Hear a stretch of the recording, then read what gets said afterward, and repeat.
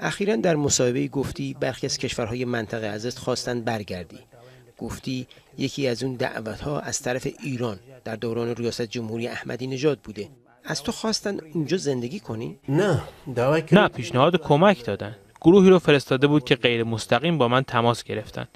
البته من عمدن با اونها از نزدیک ملاقات نکردم، از دور اونها رو دیدم. گفتن پیشنهاد از طرف جناب احمدی نژاده. گفتن اگر برگردم ایران میتونیم کدورت‌های گذشته رو رفع کنیم. اونها گفتن میتونن با اتومبیل نمره دیپلماتیک ایران من را از اسلو به استکهلم سوئد ببرند.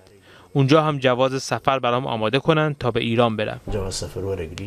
در ایران زندگی کنی؟ نه، گفتن به ایران برمیگردم و از اونجا مثلا به جمعیت اسلامی یا حرکت اسلامی در اقلیم کردستان بپیوندم.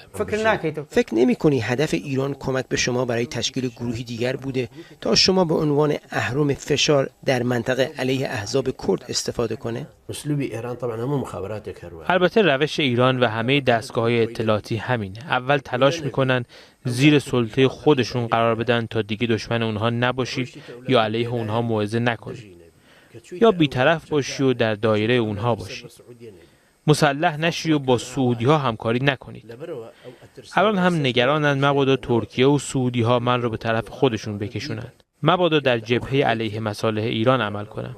در ایران هم نفوذ دارم. 20,000 نفر از طرفدارانم اونجا به من گوش میدن.